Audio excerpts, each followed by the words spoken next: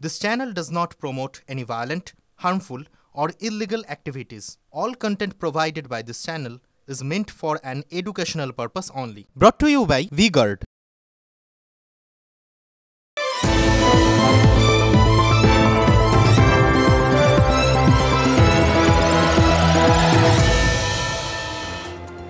নেই তাই খাচ্ছ থাকলে কোথায় পেতে কহেন কবি কালিদাস পথে যেতে যেতে।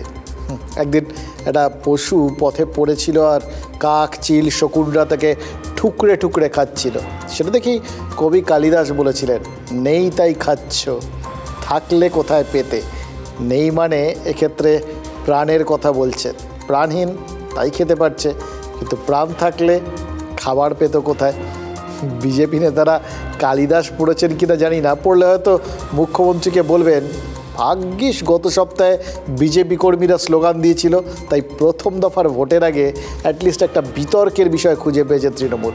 এই 11ই এপ্রিল চালসায় ওই রাস্তায় যেতে যেতে মমতা বন্দ্যোপাধ্যায়ের কনভয় আর কি, সেটা যখন যাচ্ছিল সেই সময় রাস্তার পাশেই পথসভা করছিল বিজেপির সেই সভার থেকে নাকি চোর চোর স্লোগান ওঠে। মুখ্যমন্ত্রীর কনভয় যখন যাচ্ছিল ঠিক তখনই বিজেপি কর্মীরা এই স্লোগানটা দেওয়ায় যা হওয়ার তাই হয়েছিল। মানে একটা পরিস্থিতি উত্তপ্ত হওয়ার সম্ভাবনা তৈরি হয়ে গেছিল। মুখ্যমন্ত্রী সঙ্গে সঙ্গে প্রতিবাদ করতে পারতেন। মানে এর আগেও তো তিনি একবার এরকমই করেছেন। 30শে মে 2019 সেবার তো ভাটপাড়ায় রাস্তায় মমতা বন্দ্যোপাধ্যায়ের কনভয় যাওয়ার সময় জয় শ্রীরাম স্লোগান উঠেছিল। লোকসভা ভোটের পর নৈহাটিতে সেদিন প্রথম প্রকাশ্য জনসভা করেছিলেন মুখ্যমন্ত্রী। আর ফেরার সময় অর্জুন সিংয়ের এলাকায় তাকে দেখে ওই জয় শ্রীরাম স্লোগানটা কয়েকজন দেখে দিয়েছিলেন। সেদিন কিন্তু চালসার মতো মুখ বুজে চলে যাননি মুখ্যমন্ত্রী, গাড়ির থেকে বার দুয়েক নেমেছিলেন। যারা স্লোগান দিচ্ছিলেন তাদের দিকে এগিয়ে গিয়ে ব্যবস্থা নেওয়ার হুঁশিয়ারি দিয়েছিলেন। কিন্তু গত বৃহস্পতিবার চালসা দিয়ে যাওয়ার সময় মমতা বন্দ্যোপাধ্যায়ের কি একবার ওই ভাটপাড়ার কথা মনে পড়েনি? বা অন্য লোকজনের যারা তার সঙ্গে থাকেন তাদেরও কি মনে পড়েনি যে আরেকবার অ্যাকশন রিপ্লে হয়ে যাবে না তো? মনে পড়লেও এই যাত্রায় কিন্তু তিনি একদম সংযত ছিলেন। গাড়ির থেকে তো নামেনি, উল্টে সামনের সিটে বসে হাত জোর করে নমস্কার জানানোর মতো করে ভঙ্গি করে বসেছিলেন। মনে হচ্ছিল না মুখ্যমন্ত্রী হয়তো ভেবেছেন প্রতিক্রিয়া দেখালেই তো বিজেপি ওই পাল্টা চালানোর মতো একটা ফুল টস বল পেয়ে যাবে, তাই প্রচারের সুযোগটা পেয়ে যাবে। তাই চোর চোর স্লোগান শুনলেও একটা শব্দ বিজেপি কর্মীদের উদ্দেশ্যে তিনি খরচ করলেন না। কিন্তু আজ বুঝলাম, জানেন তো, রাজনৈতিক নেতা নেত্রীদের প্রতিক্রিয়া দেখানোর পেছনেও কন্ডিশান থাকে। অকারণে যেখানে সেখানে তারা প্রতিক্রিয়া খরচ করেন না, করেন অনেক বুঝে শুনে, অনেক ভেবে চিনতে।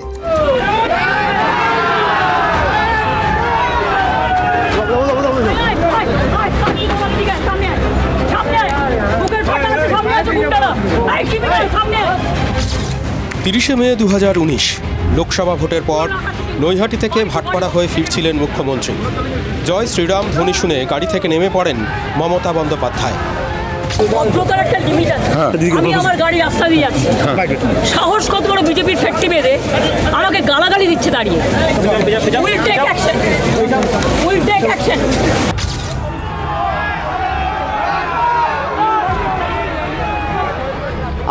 आप लोग जरा सा शांत हो जाएं। 23শে জানুয়ারি 2021 নেতাজির জন্মদিনের অনুষ্ঠান। এক মঞ্চেই ছিলেন প্রধানমন্ত্রী এবং মুখ্যমন্ত্রী। হঠাৎ জয় শ্রীরাম স্লোগান ওঠে। প্রতিবাদে ভাষণ না দিয়েই থেমে যান মমতা বন্দ্যোপাধ্যায়। मैं तो आभारी हूँ प्रधानमंत्री जी का, कल्चरल मिनिस्ट्री का, कि आप लोगों ने कोलकाता में प्रोग्राम बनाया, लेकिन किसी को आमंत्रण करके, निमंत्रित करके उसको बेइज्जत करना ये आपको शोभा नहीं देता है। मैं फिर आप लोगों को कहेंगे, यही on protest of that I am not telling anything. जय हिंद, जय बांग्ला। 30শে ডিসেম্বর 2022 এবার হাওড়া স্টেশন। বন্দে ভারতের উদ্বোধন অনুষ্ঠানে মঞ্চে ছিলেন প্রধানমন্ত্রী নরেন্দ্র মোদীও। হঠাৎই দর্শক আসন থেকে জয় শ্রীরাম স্লোগান ওঠে। বিরক্ত মুখ্যমন্ত্রী মঞ্চেই উঠতে চাননি। রেলমন্ত্রী অশ্বিনী বৈষ্ণবকে করজোড়ে অনুরোধ করতে দেখা যায়। 11ই এপ্রিল 2024 এবারেরটা একেবারে টাটকা। গত বৃহস্পতিবার চালসা হয়ে যাচ্ছিল মুখ্যমন্ত্রীর কনভয়। হঠাৎই বিজেপির একটি মঞ্চ থেকে স্লোগান ওঠে।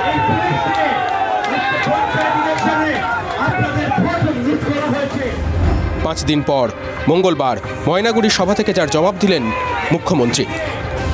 আমার গাড়িকে দেখে বলছে চোর চোর চোর, সুযোগ থাকলে জিপটা আমি কেড়ে নিতাম, ইলেকশন বলে কিছু বলিনি। এই ভাষা কি এই প্রথম? না, 2 বছর আগে তৃণমূল ছাত্র পরিষদের প্রতিষ্ঠা দিবসেও এই ভাষায় সিপিআইএমকে আক্রমণ করেছিলেন মমতা বন্দ্যোপাধ্যায়। আজকে তৃণমূলকে বলছে চোর। আমি যদি আজ রাজনীতি না করতাম আর এই চেয়ারে না থাকতাম, আমি আমার বোনেদের বলতাম যারা এই মিথ্যে কথা রটনা করে তাদের জিপগুলোকে টেনে খুলে ফেলে দিতে। তখন সিপিআইএম আর এখন বিজেপি, এইটুকুই যা পার্থক্য। দুটো জিনিস তো বুঝতে পারলেন, সময় বদলে যায়, দাওয়াই বদলায় না। মুখ্যমন্ত্রীর দাওয়াই কিন্তু সেমই আছে। আর দ্বিতীয়ত ওই স্থান, কাল, পাত্র এই সব বিবেচনা করে একই দাওয়াই হয়তো, কিন্তু দেওয়ার জন্য একটা টাইমিং আছে। সব বিবেচনা করে তবে প্রতিক্রিয়া ব্যক্ত করেন মুখ্যমন্ত্রী, বা আরও নিশ্চিত করে বললে রাজনীতিকরা। তারা যখন তখন সবই যে তৎক্ষণাৎ করে দিতে হবে এরম বিষয়টা নেই, এইটা আমরা বুঝে গেলাম। দেখুন, মুখ্যমন্ত্রী আজ ময়নাগুড়ির সভায় বলেছেন যে তিনি চাইলে যারা স্লোগান দিচ্ছিলেন তাদের জিপ টেনে নিতে পারতেন, কিন্তু ভোট বলে কিছু বলেননি। তার মানে ভোটটাই হচ্ছে কন্ডিশন, ওটা না থাকলে তিনি জিপ টেনে ছিঁড়তেন। ভোটটা আছে বলে কিছু বলেননি, শর্ত সাপেক্ষে ছাড় দিয়েছেন আর কি। মুখ্যমন্ত্রী কি আদৌ ছাড় দিলেন, নাকি সুদে আসলে অপমানটা আসলে উসুল করে নিলেন? খেয়াল করে দেখুন, প্রথম দফা ভোটের আগে জলপাইগুড়ির মানুষকে কি তিনি শুনিয়ে গেলেন না বিজেপি তাকে অপমান করেছে, যে অপমানের জবাব চাইলেই তিনি দিতে পারতেন, কিন্তু ভোট আছে বলে দেননি। আরও তার সঙ্গে বিষয়টা জনতার আদালতে বিচারের জন্য পেশ করে দিলেন, আর বললেন বা বোঝালেন কিছু না বলেই বাংলার মেয়েকে ফের একবার অপমানের সম্মুখীন হতে হচ্ছে। মমতা বন্দ্যোপাধ্যায় বলেছেন যে তিনি কারোর টাকায় কোনোদিনও 1 কাপ চাও খাননি, সেই তাকেই কিনা বিজেপি চোর বলছে। এত সাহস! দেখুন, এবারের ভোটে এখনও পর্যন্ত মমতা বন্দ্যোপাধ্যায়কে কিন্তু সরাসরি আক্রমণের রাস্তা নেননি প্রধানমন্ত্রী। বাংলায় তো অনেকগুলো 6-7টা সভা করে ফেলেছেন নরেন্দ্র মোদী। আজও বালুরঘাট, রায়গঞ্জে সভা করেছেন, কিন্তু কোনো সভাতেই মুখ্যমন্ত্রীকে উদ্দেশ্য করে একটা কথাও বলেননি। প্রধানমন্ত্রী বা কেন্দ্রীয় স্বরাষ্ট্রমন্ত্রী, অন্য মন্ত্রীরাও তারা একটা সংযম দেখাচ্ছিলেন। হয়তো সেটা ঠেকে শেখা, এর আগে অতীতে সেই কাজ করতে গিয়ে তারা বুঝেছেন ওই বাংলার মেয়েকে অপমান করা হচ্ছে, এই প্রচারটার খেসারত কী পরিমাণ দিতে হয়। তো সেই সংযমটাই কোথাও গিয়ে কি এই চালসার বিজেপি কর্মীরা খুইয়ে বসলেন, আর যার ফলে ওই অমিত শাহ, নরেন্দ্র মোদীদের আক্রমণের একটা পড়ে পাওয়া 14 আনার মতো সুযোগ পেয়ে গেলেন মমতা বন্দ্যোপাধ্যায়। ইলেকশন না থাকলেও আমি জিত কিনে নেওয়ার কথা বলবো না। এ তো মোদী বলে চুন চুনকে দেখ লেঙ্গে, চুন চুনকে সবকো জেল মে ভর দেंगे। যদি আপনি জিততেন তাহলে কি কথা বলতেন? নিশ্চয়ই বলতেন না, এ কথা শোভা পায় না। আমার মুখে শোভা পেলে আমি জিত কিনে নিয়ে কথা বলতাম, কিন্তু আমি ওটা বললাম মোটামুটি যদি করতাম করতে পারতাম, কিন্তু এরকম করবো। বোঝাই যাচ্ছে কি ধরনের মানসিকতার মহিলা উনি। লোকের জিপ ছিঁড়ে নেবেন, ওনাকে চোর বলছে বলে।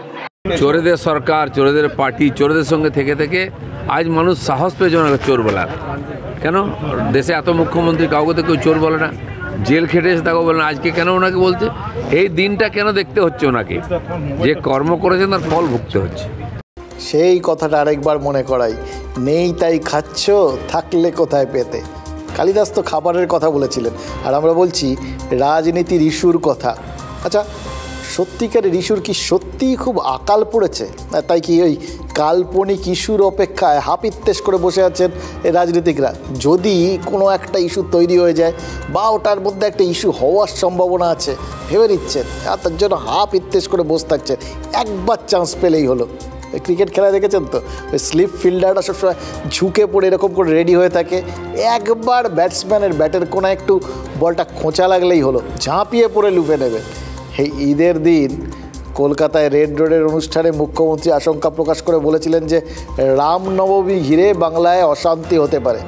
তার ভাষণ শুনে সেদিন মনে হয়েছিল, জানেন তো, যে মুখ্যমন্ত্রী হয়তো কোথাও গিয়ে সতর্ক করে দিতে চাইছেন, তাই বারবারই দাঙ্গা শব্দটা উচ্চারণ করছেন। কিন্তু আজ রামনবমীর আগের দিন এই ময়নাগুড়ির সভায় তার মুখে ওই বার পাঁচেক ওই দাঙ্গা শব্দটাকে উচ্চারিত হতে শুনে মনে হচ্ছে এর পেছনে কোনো রাজনৈতিক যোগ বা রাজনৈতিক অঙ্ক কি একদম নেই। এই যে মুখ্যমন্ত্রী দাঙ্গা শব্দটা এতবার যদি উচ্চারণ না করতেন, প্রধানমন্ত্রী কি বলতে পারতেন যে এ রাজ্যে রামনবমীর অনুষ্ঠান আটকে দেওয়ার চেষ্টা করছে তৃণমূল? আজ বালুরঘাট আর রায়গঞ্জের সভায় প্রধানমন্ত্রী কিন্তু বলেছেন যে রামনবমীর অনুষ্ঠান বন্ধ করতে তৃণমূল নাকি ষড়যন্ত্র করছে। মমতা বন্দ্যোপাধ্যায় আশঙ্কা প্রকাশ না করলে ভোটের প্রচারে কি রামনবমীকে এভাবে ইস্যু করার সুযোগ পেতেন প্রধানমন্ত্রী? ওই বলে না, যে খায় চিনি তাকে যোগায় চিন্তামণি। এই মুখ্যমন্ত্রীর কথার রেস ধরে কি তাহলে রাজনীতি তার চেনা গলিগলিতে হাঁটতে শুরু করে দিল? রামনবমীর সেটা ভোটের প্রচারের একটা ইস্যু হয়ে গেল। এত ইস্যু ঘুরে বেড়াচ্ছিল, তার মাঝখান থেকে হঠাৎ ঢুকে পড়লো বা ইস্যুটা তৈরি করে নেওয়া হলো। আমাদের এই বিষয়গুলো কিন্তু বুঝে নেওয়াটা খুব জরুরি। কে কার জন্য কি ইস্যু তৈরি করছেন, কিভাবে ইস্যু তৈরি হচ্ছে, কারণ এগুলো সব কিছুর সঙ্গেই তো আমাদের শান্তিতে থাকার একটা বিরাট বড় যোগাযোগ রয়েছে। আর শান্তিতে থাকাটাই আমাদের কিন্তু সব থেকে বড় গুরুত্বপূর্ণ সব থেকে ইস্যু।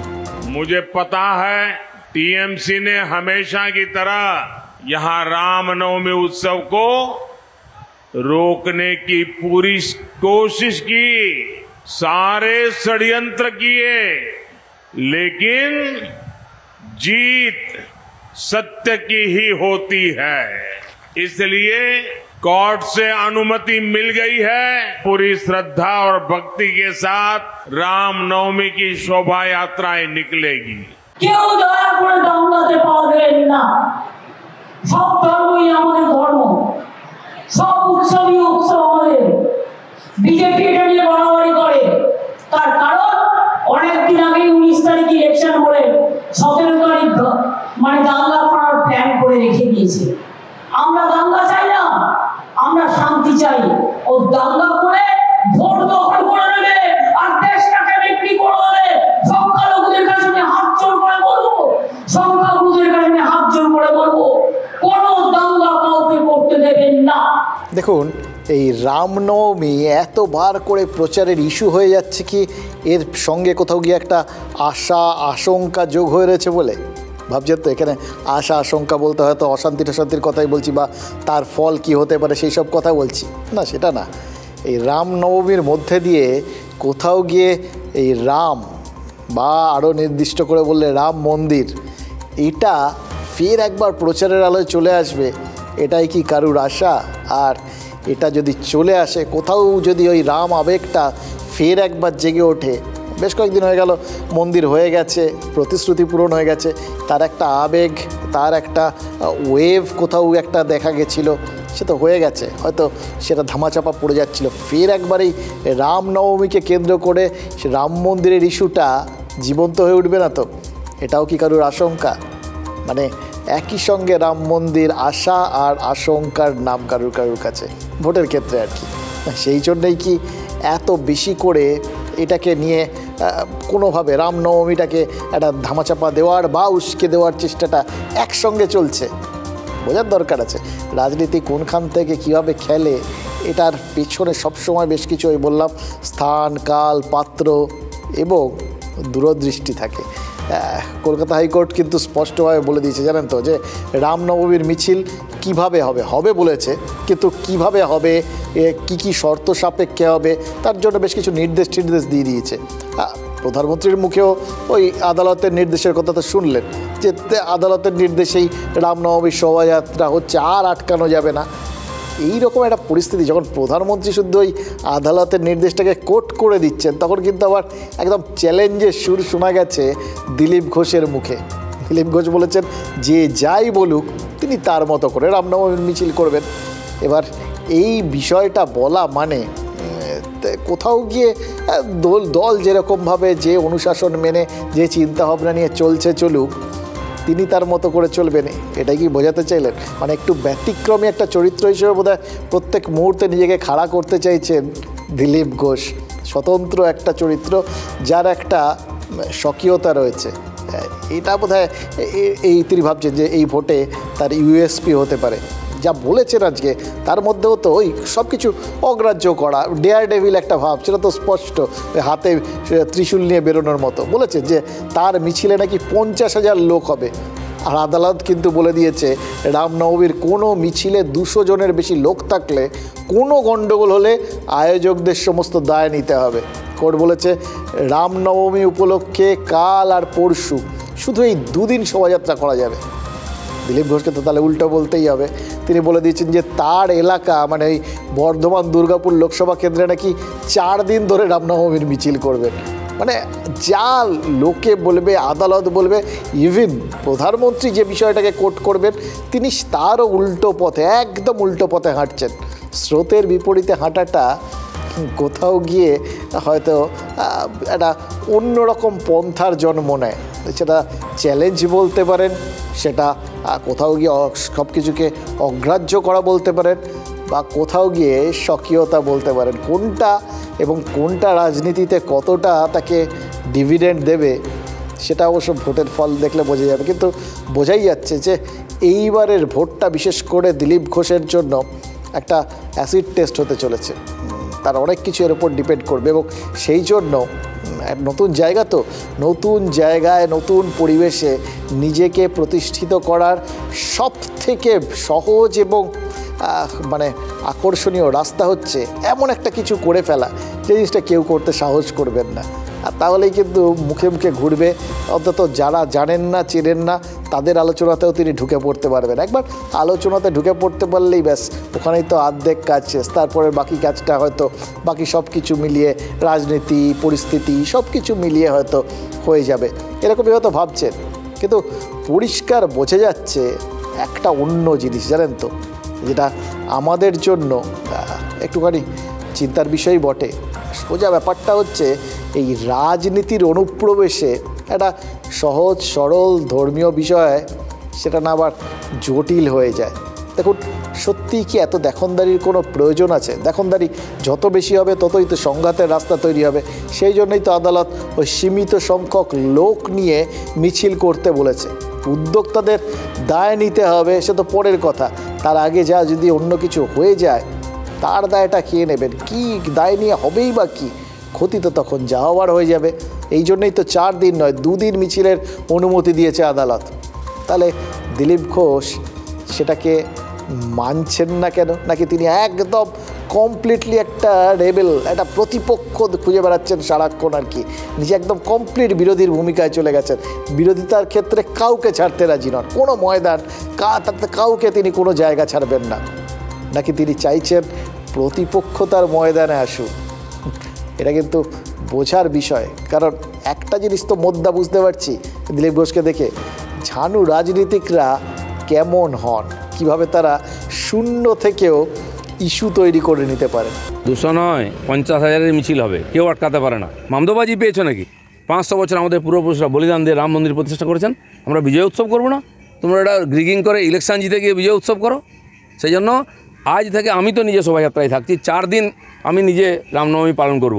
কার কত দম আছে আটকাক। তৃণমূল নেত্রী যে রামনবমীর মিছিল ঘিরে সবাইকে সতর্ক থাকতে অনুরোধ করেছেন, সেই রামনবমীর মিছিল নিয়ে কাল শহর পরিক্রমায় বেরোবেন হাওড়ার তৃণমূল প্রার্থী প্রসূন বন্দ্যোপাধ্যায়। হাওড়ায় তার এই যে প্রচার, তার মধ্যেও বোধহয় কোথাও একটু দিলীপ ঘোষ এফেক্ট আছে, জানেন তো। তার সঙ্গে থাকবেন বালির বিধায়ক রানা চট্টোপাধ্যায়। দেখুন, রামনবমীর মিছিলে হাঁটার তাগিদ থাকতেই পারে, হতেই পারে তৃণমূল নেত্রী কোথাও তো রামনবমীর মিছিলে, যদিও এটা বিজেপির ক্ষেত্রে তিনি এই সমস্ত হুঁশিয়ারি দিয়েছেন, এই রামনবমীর মিছিল ঘিরেই দিয়েছেন, কিন্তু তা বলে তার দলের ক্ষেত্রে কারোর এরকম একটা ধর্মবিশ্বাস পালনে বাধা দেবেন সেটা তো বলেননি। সেই জন্যই হয়তো কোথাও গিয়ে প্রসূন বন্দ্যোপাধ্যায় এইভাবে হাওড়া শহরে পরিক্রমা করবেন বলে ভাবতে পেরেছেন। রামনবমীর মিছিলে হাঁটার তাগিদ আর কি, বিশুদ্ধ ধর্মীয় তাগিদ। ধর্মীয় তাগিদটা তো এই ভোটের মুখে সবার মধ্যে একটু বেশি করেই বেড়ে ওঠে। আমরা তো দেখেছি মন্দির, মসজিদ, মাজার যেখানে যেয়ে পাচ্ছেন গিয়ে মাথা ঠুকছেন। ফলে এটার মধ্যে কোনো নতুনত্ব নেই বা এটার মধ্যে কোনো অন্যায়ও নেই। কিন্তু হাওড়ার তৃণমূল প্রার্থী আর বালির তৃণমূল বিধায়ক তো এর আগে ওই রমজানের ইফতারে গিয়ে বিক্ষোভের মুখে পড়েছিলেন, ফিরে যেতে বাধ্য হয়েছিলেন। অনভ্যাসের ফোঁটা কপালে কতটা চচ্চর করে সেটা কি তারা থেকে শেখেননি? আর শেখেননি বলেই কি কাল আরেকবার নিজেদের এরকম পরীক্ষার মুখে ফেলতে চলেছেন? নেতারা নিজেদের পরীক্ষার মুখে ফেলেন সত্যি সত্যি, নাকি আলটিমেটলি মানে আমাদের ভোটারদের পরীক্ষার মুখে ফেলে দেন? এটা কিন্তু আরও একটা ভেবে দেখার বিষয়। তাই আরও কয়েকটা কথা আজ বলতেই হচ্ছে, যে কথাগুলো না বললেই নয়।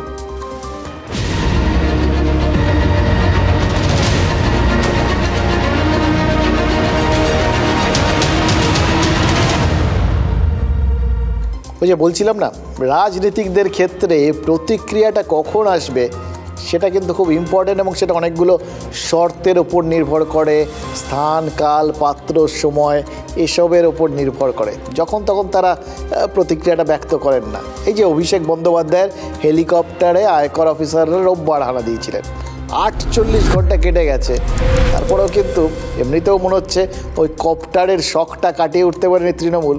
কিন্তু ওই প্রতিক্রিয়াটা সেটাও তো ওই 48 ঘন্টা পর আমরা দেখছি। আজও মমতা বন্দ্যোপাধ্যায় বলেছে যে বিজেপি জিতবে না বলে কেন্দ্রীয় এজেন্সিকে দিয়ে নাকি অপচেষ্টা চালাচ্ছে, অপপ্রচার চালাচ্ছে। আয়কর কর্তারা অভিযান চালিয়েছেন কিন্তু কিছুই পাননি, অর্থাৎ লোক দেখাতে তল্লাশি করেছে আয়কর দপ্তর। মোটামুটি এই ব্যাখ্যাটাই তৃণমূলের সমস্ত নেতা নেত্রী এবং তৃণমূল নেতৃত্ব বটেই, তারা এটা প্রচার করছেন। এবার তৃণমূলের এই বিশ্লেষণের পাল্টা দিতে গিয়ে বিজেপির নেতারা বলছেন যে আয়কর কর্তাদের কাছে নাকি নির্দিষ্ট কিছু ক্লু ছিল, অল্পের জন্য সেই ক্লু আয়কর কর্তাদের কাজে আসেনি। আচ্ছা ভাবুন তো, দুটো জিনিস ভাবুন। এক, যদি সত্যি কিছু পাওয়া যেত, ভাবুন তো এই রাজনীতির এই ঘাত প্রতিঘাত, এত প্রচার, গোটা পরিস্থিতিটা কেমন বদলে যেতে পারতো। তখন কি হেলিকপ্টারের ধুলো ঝেড়ে এজেন্সির ইমেজটা কীরকম ঝাপসা করে দিতে পারতো রাজ্যের শাসক দল? আয়কর অভিযানে কিছু পাওয়া গেলে তৃণমূল কি বলতে পারতো যে কিছুই তো পেল না, তাহলে কিসের খোঁজ? আবার উল্টো দিকটা একবার খেয়াল করে দেখুন, আয়কর দফতর এটা তো একটা কেন্দ্রীয় সংস্থা এবং স্বতন্ত্র সংস্থা, তারা গোটা বছর ধরেই সবসময় নিজেদের কাজ করে যায়, এরকম বিভিন্ন কিছু খোঁজ খবর তারা চালায়, এবং এই মুহূর্তে তারা রয়েছে নির্বাচন কমিশনের অধীনে। নির্বাচন কমিশন বলেছে যে তাদের গাইডলাইন মেনেই এই সমস্ত এজেন্সিগুলো এখন কাজকর্ম করছে। কিন্তু কি অসাধারণভাবে, সেটা তৃণমূলই বলুন বা বিজেপি বলুন, কীভাবে এরা কাজ করছেন, কেন করছেন, উদ্দেশ্য কি, ক্লু ছিল কি ছিল না, সব কিছু তারা ব্যাখ্যা করে দিচ্ছেন। নিজেরাই যদি তারা সমস্ত এরকম স্বতন্ত্র সংস্থাগুলোর বিষয়গুলো এরকম জেনে বসে থাকেন, তাহলে তো আর এই পরবর্তী ক্ষেত্রে কেউই আর কি এটা ওর ব্যাপার, এটা ও জানে, এর দলদাস হয়ে গেছে, এটা এই সমস্ত বলার আর মুখ থাকে না কারোরই, তাই না? এটা কেউ ভাবেন না, জানেন তো। এই যে নয় করে 1.5 মাস হয়ে গেল লোকসভা ভোটের প্রচার শুরু করেছেন তৃণমূল নেত্রী আর তৃণমূলের সাধারণ সম্পাদক, দুজনেই তো উত্তরবঙ্গের মাটি কামড়ে পড়ে আছেন। আর কলকাতা আর উত্তরবঙ্গ দুটো জায়গাতেই তাদের মানে পৌঁছতেই বলুন বা প্রচারেই বলুন, ভরসা মনে হচ্ছে এখন ওই একটা হেলিকপ্টার। তাহলে এত অত্যাচার, এত গ্রেফতার, এত হ্যারাসমেন্ট, এত টাকা ছাড়ানো, এত মিথ্যে কথা, এত কুৎসা, এত অপপ্রচারের পথ নিত না। এরা জিতবে না, এরা 200 পার হবে না, দেবে আসবেন। এবার বিজেপি জিতছেন না। নিজেদের ওজনটা জানেন কত? ঠিক যে হাজার হাজার কোটি টাকা লুট করেছেন আপনারা, টাকা তো অভাব নেই। ওনার একেবারে দলের বড় নেতা, মেজো নেতা, সেজো নেতা, ছোটো নেতা, এই সব যে কপ্টার নিয়ে ঘুরে বেড়াচ্ছে, এত পয়সা আসছে কোথা থেকে? হেলিকপ্টার, নেতা আসছেন। এবার এইটা শুধু আমরা খুব ভালো শিখে গেছি যে হেলিকপ্টারটা কিসের প্রতীক আর কি। সেটা কোথাও গিয়ে নেতাদের ব্যস্ততার প্রতীক, কোথাও গিয়ে নেতাদের বৈভবেরও প্রতীক, এবং এখন হেলিকপ্টারটা ভোটের ইস্যুও বটে। কালিদাস থাকলে হয়তো বলতেন যে নেই ইস্যু, তাই ইস্যু পাচ্ছ। কিছু থাকলে ইস্যু কোথায় পেতে? কিছু ছিল না বলেই তো আজ রাজ্য প্রশাসনের বিরুদ্ধে ষড়যন্ত্রের অভিযোগ করতে পারছেন নিশীথ প্রামাণিকও। ঠিক যেরকমভাবে তৃণমূল বলছে ঠিক সেইভাবে নিশীথ প্রামাণিক বলছে। কোচবিহারের বিজেপি প্রার্থী তার গাড়ি থামিয়ে আজ তল্লাশি চালিয়েছে পুলিশ। দিনহাটায় নিশীথ প্রামাণিকের গাড়িতে তল্লাশির সময় ম্যাজিস্ট্রেট উপস্থিত ছিলেন এবং তল্লাশি শেষে কিছুই পাওয়া যায়নি বলে বিজেপি প্রার্থী বলেছেন যে তাকে হেনস্থা করতেই নাকি পুলিশ তল্লাশি চালিয়েছে। আজ কোচবিহারে সভা করতে গিয়েছিলেন তৃণমূলের সাধারণ সম্পাদক। তিনি বলেছেন বিজেপি নেতারা নাকি গাড়িতে টাকা নিয়ে ঘুরছেন, একরকম মিল পাচ্ছেন না। এই যে যেরকম বলছেন অভিষেক যে বিজেপি নাকি টাকা দিয়ে ভোট কিনতে চাইছে, সেই অভিযোগই করেছেন তিনি। তৃণমূলের এই সভাপতির এই কথাগুলো শুনেই কি পুলিশের বিরুদ্ধে ষড়যন্ত্রের অভিযোগ করেছেন নিশীথ? মানে তৃণমূলের দেখানো পথে পুলিশ হাঁটছে বলে কি এই জন্যেই কোচবিহারের বিজেপি প্রার্থীর সন্দেহ হচ্ছে? আমাদের আবার অন্য জিনিস মনে হচ্ছে। খেয়াল করে দেখুন দুটো ঘটনার কি মিল। মানে কেউ কেউ বলবেন শটে শটটা, কেউ বলবেন টিট ফর ট্যাট, এরকম বিভিন্নভাবে বলবেন হয়তো, কিন্তু মিল কিন্তু দুটো ক্ষেত্রেই একদম পুরো হুবহু মিলে যাচ্ছে। একটা ক্ষেত্রে পুলিশ আর একটা ক্ষেত্রে আয়কর দপ্তর, দুটো ক্ষেত্রেই কিছু পাওয়া যায়নি এবং দুটো ক্ষেত্রেই অভিযোগ একই রকম। কেউ বলছেন ক্লু ছিল, টাকা পয়সা থাকারই ক্লু ছিল, আর কেউ বলছেন এক্ষেত্রে ওই ভোট কেনার জন্য টাকা ছিল হয়তো। দুজনেরই বক্তব্য যে সেই টাকাগুলো যখন পাওয়া যায়নি তাহলে এটা তো উদ্দেশ্য প্রণোদিত। সব একদম স্ক্রিপ্টগুলো রাজনীতির ক্ষেত্রে দল বিভিন্ন বদলে যায়, মত বদলে যায়, স্ক্রিপ্টগুলো কেন বদলায় না বলুন তো?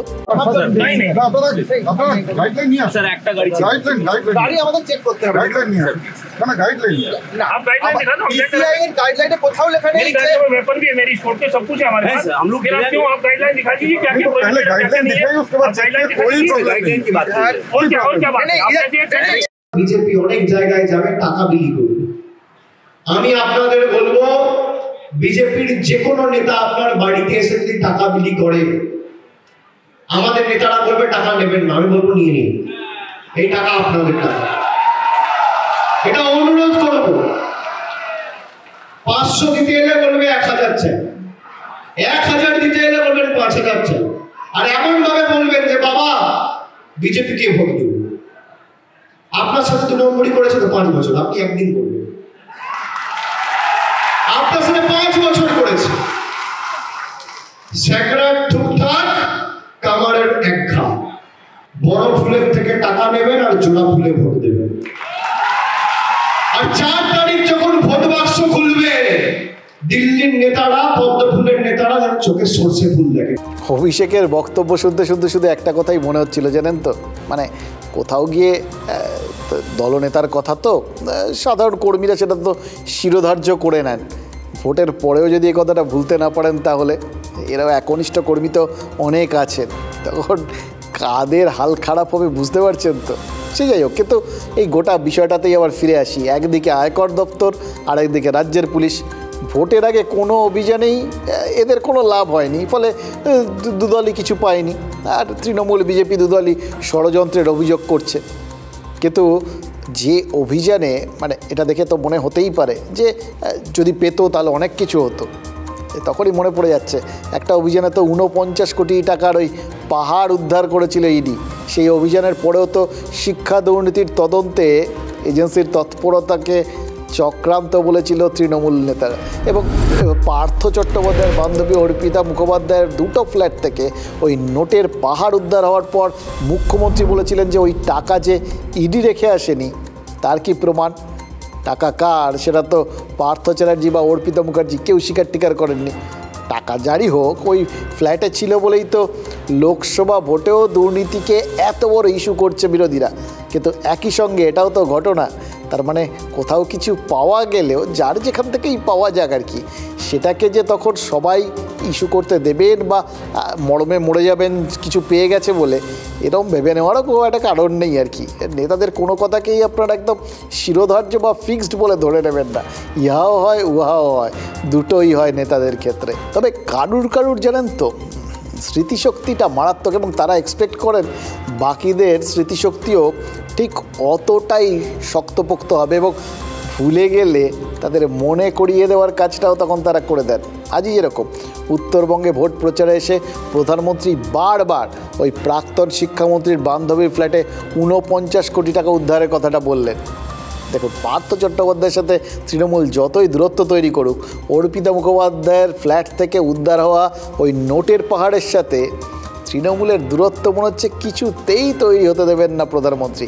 নাহলে সন্দেশখালীকে ফোকাসে রেখে যেখানে বিজেপি ভোটের প্রচার করছে, সন্দেশখালীর মহিলাদের উত্তরবঙ্গে নিয়ে গিয়ে গ্রামে গ্রামে ঘুরিয়ে শাহজাহানের বাহিনীর অত্যাচারের কাহিনী শোনাচ্ছে বিজেপি, সেখানে বালুরঘাটের মতো কেন্দ্রে যেখানে বিজেপির রাজ্য সভাপতি সুকান্ত মজুমদার নিজে প্রার্থী, সেখানে তৃণমূলকে হারাতে এই শিক্ষা দুর্নীতিকে কেন ইস্যু করবেন প্রধানমন্ত্রী? তাহলে কি তিনি একই সঙ্গে এখন হচ্ছে স্মৃতি রোমন্থনের সময়, বুঝলেন তো, রামনবমী বলে রাম মন্দিরের কথা মনে করিয়ে দেওয়া, ঠিক একইভাবে টাকার কথা বলে, এই টাকার পাহাড় উদ্ধারের কথা বলে এই বিরাট শিক্ষা দুর্নীতি এবং সেটার থেকে একের পর এক পুরো দুর্নীতি, রেশন দুর্নীতি, অর্থাৎ দুর্নীতির সাইকেলটা মনে হচ্ছে প্রধানমন্ত্রী মনে করিয়ে দিতে চাইছেন। আজ হাইকোর্টে প্রাথমিক নিয়োগ দুর্নীতি নিয়ে রিপোর্টও জমা দিয়েছে সিবিআই, জানেন তো। সেখানে যেটা বলা হয়েছে সেটাও বেশ চাঞ্চল্যকর। এই কুন্তল ঘোষ, তাপস মণ্ডলরা কিভাবে চাকরি দেওয়ার নামে কোটি কোটি টাকা তুলেছিলেন, কাকে দিয়েছিলেন, পর্ষদ কিভাবে অযোগ্যদের চাকরি দিয়েছে, সেটা পয়েন্ট ধরে ধরে আদালতকে জানিয়েছে সিবিআই। এবার আদালত বিচার করবে। তবে আদালত বিচার করার আগেই আজ একটা স্বীকারোক্তি শুনলাম শিক্ষামন্ত্রী ব্রাত্য বসুর গলায়। टीएमसी बंगाल में भ्रष्टाचार का भी खुला खेल खेल रही है। सरकारी ठेके टीएमसी के गुंडों का बिजनेस बन गए हैं।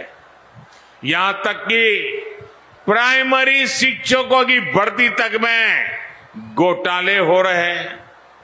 सरकार में मंत्रियों के ठिकानों पर रेड होती है तो करोड़ों रुपया कैश बरामद होता है। পশ্চিমবঙ্গ সরকার প্রাথমিক শিক্ষা পর্ষদ 10,000 অ্যাপয়েন্টমেন্ট দিল, কোনো গণমাধ্যমে কোনো চর্চা নেই। তাহলে মাঝখানে কোনো ব্যক্তির কারণে দু একটা সমস্যা, বড় সমস্যাই হয়েছিল, কিন্তু আমরা যখন সেটাকে রুখে দাঁড়িয়ে মমতাদির কথায়, মমতাদির নির্দেশে সেটা এখন সামনে উঠছি, তখন সেটা নিয়ে আমি শিক্ষক সমাজে সামনে দাঁড়িয়ে আজকে বললাম যে সরকার তো এইগুলো করেছে আপনাদের জন্য। শুনলেন তো কি বললেন ব্রাত্য বসু? তার মানে বড় সমস্যাই হয়েছিল, এখন সামলাতে হচ্ছে আর কি। আজ ডায়মন্ড হারবারে শিক্ষক সংগঠনের একটা অনুষ্ঠানে গেছিলেন ব্রাত্য বসু, সেখানে প্রেস কনফারেন্সে তার এই স্বীকারোক্তি। এরকম দিন খুব কম আসে, জানেন তো, যেদিন যুযুধান দুপক্ষের মন্তব্যটা এক সুরে হয়। ওই যে নরেন্দ্র মোদী বললেন নিয়োগে দুর্নীতি হয়েছে, আর ব্রাত্য বসু মানলেন শিক্ষক নিয়োগে বড় সমস্যা হয়েছিল কয়েকজনের কারণে। মানলেন তো বটে, সমস্যার সমাধান করলেন কি কেউ? আমি জানি ব্রাত্য বসুকে এখন যদি এই প্রশ্নটা করতাম তাহলে তিনি কি উত্তর দিতেন, বলতেন ওই মামলাবাজদের জন্য চাকরি দেওয়া যাচ্ছে না, সব দেয় তাদের। যাই যুক্তি দিন, ভোটের কয়েক মাস আগে শিক্ষা দপ্তরে চাকরি প্রার্থীদের ডেকে ফলাও করেছে মিটিংটা হলো, তার নিটফল যে শূন্য, একথাও তো বেশ ফলাও করেই বলা যায়। এসএলএসটি চাকরি প্রার্থীদের ধর্নায় চলে গেছিলেন কুণাল ঘোষ, সেটা ডিসেম্বর মাস। সেদিন নাপিত ডেকে ন্যাড়া হয়েছিলেন চাকরি প্রার্থী রাসমণি পাত্র। 4 মাস পেরিয়ে গেল, একজনেরও চাকরি হয়নি। রাসমণির মাথায় চুল ফিরে এসছে, কিন্তু হাতে নিয়োগপত্রটা আজও আসেনি। আজ বেশ কিছুদিন পর রাসমণিকে দেখলাম ওই কলকাতার রাজপথে চাকরি প্রার্থীদের মিছিলে হাঁটছিলেন। 40 ছুঁই গরম, আজকে রেকর্ড প্রায়। আমরা সবাই যখন একটু ছায়া খুঁজছি তখন ওরা হাঁটছিলেন। পরে পুলিশের সঙ্গে ধস্তাধস্তি এবং রাসমণি সহ আরও 2জন চাকরি প্রার্থীর অসুস্থ হয়ে পড়া সব আছে, যেগুলো এতদিন ধরে দেখে আসছি। অ্যাকশন রিপ্লে পুরোটা। আজ উচ্চ মাধ্যমিকের চাকরি প্রার্থীরাও মিছিল করেছিলেন, সেখানেও এক মহিলা চাকরি প্রার্থী অসুস্থ হয়ে পড়েন। আসলে কি জানেন তো, যুদ্ধে যুদ্ধে ক্লান্ত শরীর মন, আর কত।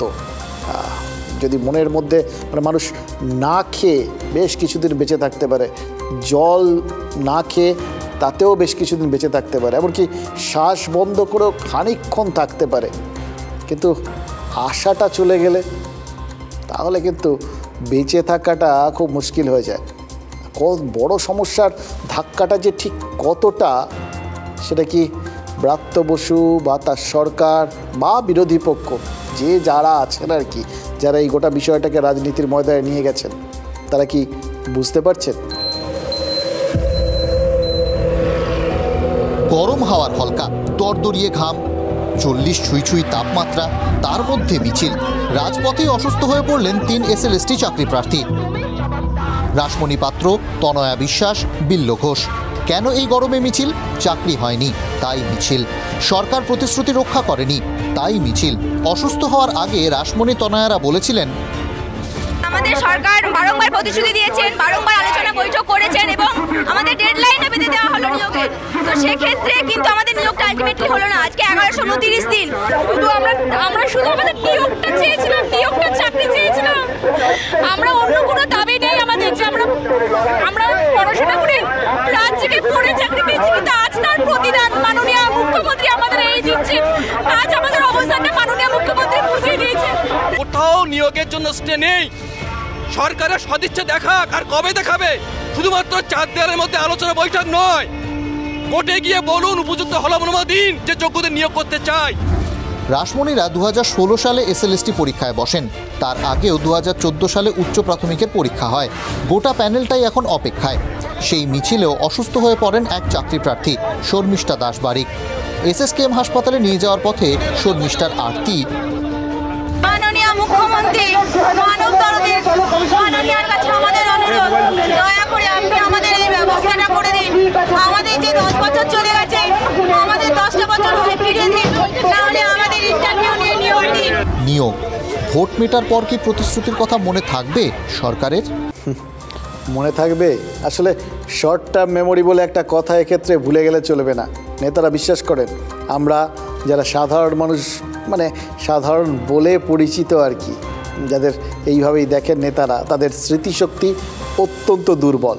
আমরা কয়েকদিনের মধ্যেই পুরনো সব কিছু ভুলে যাই। নেতাদের ব্যাখ্যা, বিশ্লেষণ সেগুলোর মধ্যে ঢুকছি না। তবে আমার কিন্তু মনে হয় এই যে নোটের পাহাড়, চাকরির কালোবাজারি, দুর্নীতি, এই সব বিষয়গুলো অনেক দিন হয়ে গেল, তো তদন্ত চলছে, গ্রেফতার হয়েছে, টাকা উদ্ধার হয়েছে, চাপানুতোর তাও হয়েছে, কিন্তু এখন পর্যন্ত চলছে তো চলছে। এরকম একটা বিষয় না কেউ চাকরি পেয়েছেন, না দোষীরা শাস্তি পেয়েছেন, দুটোই ওই রেকারিং ডেসিবেলের মতো চলে যাচ্ছে এরকম ব্যাপার আর কি। তো কোথাও গিয়ে ব্যাপারগুলো সম্পর্কে আমাদের আগ্রহটা চলে গেছে, যেগুলো আর কি ওরকম আমাদের বোর করে দেয় বেসিক্যালি আর কি, সোজা কথায় বোর করে। চলছে তো চলছেই, তাতে আমাদের আগ্রহ চলে যায়, আমরা ভুলে যেতে চাই অথবা গা সওয়া হয়ে যায়। ভোটের ইস্যু হিসেবেই চাকরি দুর্নীতিটা, তাই জন্য আমার কি মনে হয় জানেন তো, এখন বোধহয় ওই 4 নম্বরে চলে গেছে। তার আগে পাওয়া না পাওয়ার হিসেব, বঞ্চনা, সন্দেশখালির মতো ইস্যু, এগুলো সব ঢুকে পড়েছে। আসলে আম জনতার যেটা সব থেকে বেশি প্রয়োজন, সেটা হচ্ছে বোধহয় 1 নম্বরে থাকে এই ভোটের ক্ষেত্রে, নিরাপত্তা। এটা কিন্তু সংখ্যালঘু আর সংখ্যাগুরু দুই পক্ষের জন্যই একইভাবে প্রযোজ্য। এই দুইভাবেই রাজনৈতিক দলগুলো আসলে ভোটারদের দেখতে অভ্যস্ত, তো তারা সেইভাবে মেরুকরণ করেন, আর সেইভাবেই তারা চিন্তা ভাবনা, মানে নেতারা যেভাবে আমাদের দেখান আমরাও কিন্তু সেইভাবে ভাবতে শুরু করি। আসলে বেসিক্যালি সবাই সাধারণ মানুষ এবং তাদের প্রত্যেকের চিন্তাভাবনাটাও ওই এক খাতেই বয়। সংখ্যাগুরুরা তারা চিন্তা করেন যে তাদের সন্তান সন্ততি আক্রমণের মুখে পড়বে কিনা, তাদের সামাজিক নিরাপত্তা থাকবে কিনা, আর সংখ্যালঘুরা ভাবেন কোন দল তাদের নিরাপত্তা দেবে, তোয়াজ করবে। যে দল তাদের নিরাপত্তা দেয়, তোয়াজ বা তোষণ করে, সেই দলের ছোটোখাটো ভুল ত্রুটি, এমনকি দুর্নীতি সংখ্যালঘুরা ইগনোর করলেও করতে পারেন, কারণ আসল জায়গাটা নিরাপত্তা। এক্ষেত্রে দুর্নীতি কি তাহলে লোকসভা ভোটের কোনো ইস্যুই নয়? চাকরি প্রার্থীদের আন্দোলন কি রাজ্যের কোনো কেন্দ্রেই প্রভাব ফেলবে না? অন্যান্য আসনে যা হচ্ছে হোক, তমলুক লোকসভা আসনে কিন্তু ফ্যাক্টর হয়ে দাঁড়াচ্ছে শিক্ষায় নিয়োগ দুর্নীতি। নিশ্চিতভাবেই এটা আলোচিত হতে বাধ্য। তমলুকে চাকরি দুর্নীতিকে ফ্যাক্টর করে দিচ্ছেন 4 দলের 4 প্রার্থী, কোনোভাবেই এড়িয়ে যেতে পারবেন না। দেখুন, বিজেপির প্রার্থীকে প্রাক্তন বিচারপতি অভিজিৎ গঙ্গোপাধ্যায়। এই বিচারপতির আসনে বসে যিনি নিয়োগ দুর্নীতিতে ইডি সিবিআই তদন্তের নির্দেশ দিয়েছিলেন এবং একের পর এক রায়ে ফালাফালা করে দিয়েছিলেন চারপাশটা। আমরা চোখের সামনে থেকে দেখতে পেয়েছিলাম একটা পর্দা যেন সরে গেল, আর কিভাবে একটা দেখলাম যে দুর্নীতির একটা বেড়াজালে আমরা আবদ্ধ হয়ে বসে আছি। তার বিরুদ্ধে সিপিআইএম কাকে প্রার্থী করেছে? আইনজীবী সায়ন বন্দ্যোপাধ্যায়কে। বিচারপতি গাঙ্গুলি বিচারপতি থাকাকালীন তার শিক্ষা দুর্নীতির বেশ কিছু মামলায় সওয়াল করেছেন এই সিপিআইএম প্রার্থী সায়ন। ভোটের ময়দানে তারা মুখোমুখি। তাদের বিরুদ্ধে আইএসএফের প্রার্থীকে, আইএসএফ তমলুকে প্রার্থী করেছে বঞ্চিত চাকরি প্রার্থী মহিউদ্দিন আহমেদকে। আর এদের সকলের বিরুদ্ধে সোশ্যাল মিডিয়ায় যিনি এতদিন ধরে সরব থেকেছেন, প্রচার চালিয়েছেন, সেই দেবাংশু ভট্টাচার্য এবার তমলুকে তৃণমূলের প্রার্থী। তাহলে অন্যান্য কেন্দ্রগুলোতে রাজনৈতিক চর্চা আর যা নিয়ে যা কিছু বক্তব্য সেগুলো থাকুক, তমলুকে শিক্ষায় নিয়োগ দুর্নীতি, এজেন্সি পলিটিক্স বা কে মন্ত্রী ঘনিষ্ঠদের ঘরে টাকার পাহাড় উদ্ধার, সেটা যে মূল ইস্যু হবেই, এতে আর আশ্চর্যের কী আছে? কেউ 1000 দিন, কেউ 600 দিন, কেউ 700 দিন করে রাস্তায় বসে আছে। একজন যোগ্য চাকরি প্রার্থীও কিন্তু সেই বিচারপতির কলমে স্কুলে যেতে পারেনি। এই যে আইনজীবী, তারপরে চাকরি চোর, বিচারপতি, এই ন্যারেশনের মধ্যে একজন চাকরি প্রার্থী প্রয়োজন ছিল যে এই পশ্চিমবঙ্গে সবথেকে বেশি বঞ্চিত হয়েছে। তার কথাটা, তার আওয়াজটা তোলার জন্য তমলুকে একজন আমার মতো কাউকে দরকার ছিল। ভগবান ওগুলো ইমোশনাল কথাবার্তা, ওগুলো আমি কান করতাম না, কখনো কোনো গুরুত্ব দিতাম না। আমি চাকরি প্রার্থীদের বিষয়ে কিছু মামলা শুনেছিলাম এই পর্যন্ত, এবং কিছু অর্ডার দিয়েছিলাম, যার ফলে অনেক চোর জোচ্চোর আজও জেলে আছে। আপার প্রাইমারি হোক, টেট হোক, 2014 হোক, 17 হোক, যেই হোক, আমরা তো প্রথম থেকে অরাজনৈতিক মঞ্চ বলেই জেনে এসেছি। কিন্তু আজকে চাকরি প্রার্থীদের মঞ্চের মধ্যে রাজনীতি ঢুকিয়ে দিয়ে আসলে বকলমে শাসক দলকেই লাভ করে দেওয়া হলো। না, আইএসএফ যে পথই অবলম্বন করুক না কেন, আইএসএফ এর কোনো ভোট নেই এখানে, এবং আমরা এখানকার বুদ্ধিমান মানুষদের একটাই অনুরোধ করবো, লড়াইটা তৃণমূল বনাম বিজেপি, অন্য কাউকে ভোট দিয়ে কেউ ভোট নষ্ট করবেন না। অভিষেক বন্দ্যোপাধ্যায় কিন্তু ভোটে দাঁড়ানোর জন্য অভিজিৎ গঙ্গোপাধ্যায়কে ধন্যবাদ জানিয়েছেন। বিজেপিতে যোগ দেওয়ার পরেই আমার সঙ্গে সাক্ষাৎকারে অভিজিৎ গাঙ্গুলি বলেছিলেন যে তিনি ঈশ্বরে বিশ্বাস করেন, ধর্ম মানেন, তাই সিপিআইএমের অফার থাকলেও তিনি গ্রহণ করেননি, বরং বিজেপি যোগাযোগ করায় তিনি রাজনীতিতে যোগদানের সিদ্ধান্ত নেন। আর অভিষেক বন্দ্যোপাধ্যায় বলেছেন বিচারপতির চেয়ারে বসেই যে অভিজিৎ গঙ্গোপাধ্যায় বিজেপির সঙ্গে যোগাযোগ রাখছিলেন সে কথা নিজেই স্বীকার করেছেন, তাই তাকে ধন্যবাদ। কারণ শিক্ষা দুর্নীতিতে অভিজিৎ গঙ্গোপাধ্যায়ের একের পর এক নির্দেশ শুনে ওই অভিষেক বন্দ্যোপাধ্যায় সহ তৃণমূলের নেতারা তো বলতেন বিচারপতি গাঙ্গুলি রাজনৈতিক আনুগত্য প্রকাশ করছেন। সেদিন তারা উচ্চতর আদালতের দ্বারস্থও হয়েছিলেন। এবার অভিজিৎ গঙ্গোপাধ্যায় বিচারপতি হিসেবে প্রাক্তন হয়ে যাওয়ার পরেও আরও কয়েকজন বিচারপতি যে অভিজিৎ গঙ্গোপাধ্যায়ের সুরেই কথা বলছেন, সেটাও কিন্তু আবার আশ্চর্য। আমরা শুনেছি যে বিচারপতি থাকাকালীন অভিজিৎ গঙ্গোপাধ্যায় যেভাবে প্রাথমিকের পুরো প্যানেল বাতিল করে দিতে বলেছিলেন, সেভাবে প্রয়োজনে প্রাইমারির পুরো প্যানেল বাতিল করে দেওয়ার কথা কিন্তু আরও একজন বিচারপতি বলেছেন, যিনি এখন দেখছেন মামলা, বিচারপতি রাজাশেখর মান্থা। বিচারপতি হিসেবে অভিজিৎ গঙ্গোপাধ্যায় রাজনৈতিক উদ্দেশ্য প্রণোদিত পর্যবেক্ষণ বা নির্দেশ দিলে অন্য বিচারপতিরা সেই নির্দেশগুলো কেন খণ্ডন করছেন না বলুন তো? তৃণমূলের আক্রমণের মুখে এই যুক্তিকেই কি আলটিমেটলি ঢাল করবেন নাকি তৃণমূলের বিরুদ্ধে যিনি এক্ষেত্রে দাঁড়িয়েছেন সেই প্রাক্তন বিচারপতি নন, তমলুকের বিজেপি প্রার্থী অভিজিৎ গাঙ্গুলি? আমরা যে অভিযোগগুলো করতাম অভিজিৎ বাবু সেটা সঠিক প্রমাণ করে দিয়েছে। আমরা থ্যাংক ইউ বলতে পারি। কলকাতা হাইকোর্টের পক্ষপাতদুষ্ট আচরণ নিয়ে যে অভিযোগগুলো আমরা তুলতাম উনি সেটা সঠিক প্রমাণ করে দিয়ে গেছেন। উনি এই যে সিবিআইকে নির্দেশ দিয়েছিল যে অভিষেক বন্দ্যোপাধ্যায়কে তালিকায় যুক্ত করো, উনি নিজে অ্যাকসেপ্ট করেছেন যে I approach BJP and BJP approach me. মানে বিচারপতির দায়িত্বে থাকাকালীন আমি বিজেপিকে অ্যাপ্রোচ করেছিলাম এবং বিজেপি আমাকে অ্যাপ্রোচ করেছিল, সেই জন্য আমাকে ডেকে পাঠানোর নির্দেশ দিয়েছিল। তবে আজকে নিশ্চিতভাবেই অভিষেক বন্দ্যোপাধ্যায় স্বস্তির নিঃশ্বাস ফেলেছেন, সিরিয়াসলি। কারণ এটা শুনে ভাববেন যে কেন বলছি, আজকে তো তার বিরুদ্ধে ডায়মন্ড হারবারে অবশেষে প্রার্থী ঘোষণা করেছে বিজেপি। এবার সেইটাতে তার স্বস্তির নিঃশ্বাস ফেলার কি আছে?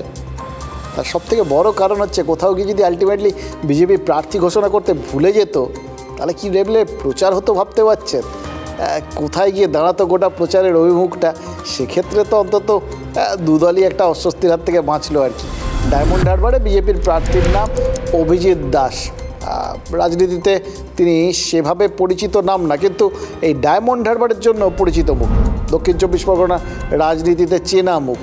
2014 সালেও অভিষেক বন্দ্যোপাধ্যায়ের বিরুদ্ধে লোকসভা ভোটে লড়েছিলেন অভিজিৎ দাস ওরফে ববি, তবে জয় থেকে সেবার অনেক দূরে ছিলেন। অভিষেক যেখানে 5 লক্ষের বেশি ভোট পেয়ে জয়ী হয়েছিলেন, সেখানে তিনি পেয়েছিলেন ওই 2 লক্ষের সামান্য বেশি ভোট।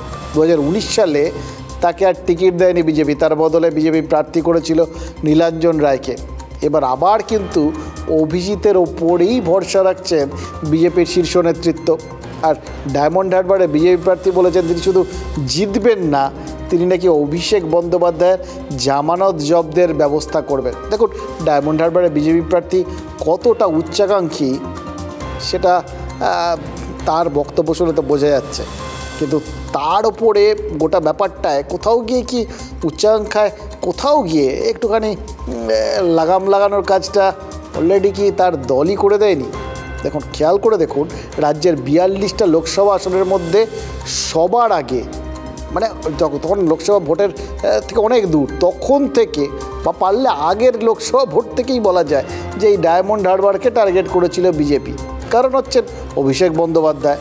আর তারপর সাম্প্রতিককালে তো শুভেন্দু অধিকারী নিজে চ্যালেঞ্জ করে বলেছিলেন ডায়মন্ড হারবারে তারা তৃণমূলকে হারাবেন এবং সব কিছু করবেন ও কোথাও গিয়ে অভিষেক বন্দ্যোপাধ্যায়কে হারানোর জন্য। মানে যে আসনের তৃণমূল প্রার্থীর বিরুদ্ধে বিজেপির সব থেকে বেশি অভিযোগ, সেই আসনেই সব থেকে শেষে বাছাই করতে পারল প্রার্থী বিজেপি। এবং প্রার্থী দিতে হলো বলে দেওয়া এরকম একটা প্রচার এখন তৃণমূল করছে। এই প্রচারের রাস্তাটাও কিন্তু তারাই খুলে দিল। মানে কোথাও গিয়ে অভিজিৎবাবু তিনি যতই উচ্চাকাঙ্ক্ষা মনের মধ্যে পুষে রাখুন, তার দলের এই দেরিতে সিদ্ধান্তে পৌঁছানোটা তার জন্য ঠিক কি প্রচার করছে বা এটা ফ্যাক্টর হবে কি না সেটা নিয়ে তিনি একটু ভাবনা চিন্তা করেছেন কি? এখানে কোনো ভোট করতে দেয় অভিষেক ব্যানার্জি? 2014-এ ও দাঁড়িয়েছিল 71,000 ভোটে জিতেছিল। জেতার পর থেকে তারপর এখানে ক্রিমিনালদের একটা বাতাবরণ তৈরি করে রেখেছে। তার বিরুদ্ধে কেউ যদি দাঁড়ায়, তাকে কেউ অ্যাটাক করে, ডায়মন্ডের কপাট হাটে ওর জাহাঙ্গীর বাহিনী, গৌতম অধিকারীর বাহিনীকে দিয়ে আমাকে মেরে আজকে আমি ফিজিক্যালি ইনজোর্ড, আর পাই প্লেট, স্পাইনাল কর্ড ফ্র্যাকচার্ড। যদি এখানে নিরপেক্ষভাবে ভোটটা হয়, আমি ববি আপনাদের সামনে বলে যাচ্ছি, অভিষেক ব্যানার্জির জামানত জব্দ অবশ্যম্ভাবী। আজকে অবশ্যই সেই বহু প্রতীক্ষিত প্রার্থীর নাম ঘোষিত হয়েছে, কিন্তু অভিষেকের কাছে আমার ধারণা সবার জামানত জব্দ হওয়ার পরে সময়ের অপেক্ষা। ডায়মন্ড হারবারে তৃণমূল প্রার্থীর বিরুদ্ধে যে সমস্ত অভিযোগ এই বিজেপি নেতারা করেন তার সত্যাসত্য প্রমাণের দায় তো এজেন্সির। এবার বিজেপি নেতাদের তো ভোটের ময়দানে লড়তে হবে, সেক্ষেত্রে 42 কেন্দ্রের মধ্যে প্রার্থী তালিকার 42 নম্বরে ডায়মন্ড হারবারকে ঠেলে দেওয়ার ঝক্কি তাদের কতটা পোহাতে হবে সেটা তো 4 জুন বোঝা যাবে। তবে তার আগে আরেকবার ওই কালিদাসের কথা বলি। কথা প্রসঙ্গে মহাকবি কালিদাসের কথা আজ বেশ কয়েকবার অলরেডি বলে ফেলেছি, আরেকবার বলবো, কারণ কালিদাসের প্রসঙ্গে আরেকটা কথাও না বললেই নয়। ওই কালিদাস কাঠের জন্য যে ডালটায় বসেছিলেন সেই ডালটাই নাকি কেটেছিলেন। রাজনীতিতে আমরাই তো ওই গাছের ডাল, আমরাই তো ওই গাছের কাঠ, যে কাঠ নেতাদের প্রয়োজন, সেই ডালটাই তারা কাটছেন না তো নেতারা। মানে যে ভোটারের ভোট লাগবে তাদেরই যদি শেষ পর্যন্ত কোথাও গিয়ে কাটাকাটি করেন, তাহলে নিজেরা কোথায় থাকবেন সেটা কি ভেবে দেখবেন নেতানেত্রীরা? এবং এই ক্ষেত্রে ওই বললাম স্থান, কাল, পাত্র ভীষণ ইম্পর্টেন্ট।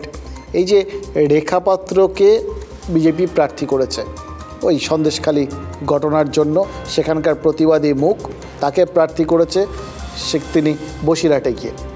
আর এখানে এই শুনলেন তো অভিজিৎবাবু, তিনিও নাকি ওই তৃণমূলের অত্যাচারের শিকার, এমন শিকার যে তার পায়ে চোট, স্পাইনে চোট, অর্থাৎ তিনিও নির্যাতিত। তাকেও প্রার্থী করা হলো আলটিমেট মোমেন্টে, যখন প্রার্থী না করলেই নয় আর, এরকম একটা সময়ে ওই ডায়মন্ড হারবারে গিয়ে। এবার এক জায়গায় এক ফল হবে না এক যাত্রায় পৃথক ফল হবে, সেটার মধ্যে কিন্তু একটা কন্ডিশন রয়ে গেছে। ওই বললাম নেতাদের ক্ষেত্রে যেটা থাকে, স্থান কাল পাত্র আর সময়টা কিন্তু আলাদা।